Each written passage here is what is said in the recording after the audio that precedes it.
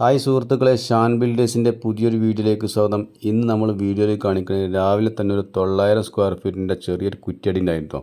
ആ കുറ്റിയടി കഴിഞ്ഞു. നമ്മൾ എല്ലാ സംഗതിയും ഞങ്ങൾ ഏർപ്പാട് ചെയ്ത് കൊടുത്തു. നേരെ പൊടിയിട്ടു സെറ്റാക്കിയതിൻ്റെ ശേഷം നമ്മളോട് പറഞ്ഞു JCB ഇറ്റാച്ചി വിളിക്കാൻ പറഞ്ഞു. ഇറ്റാച്ചി 8:30 മണിയാകുമ്പോൾ ഇറ്റാച്ചി നമ്മൾ ഏൽപ്പിച്ചു സെറ്റാക്കി.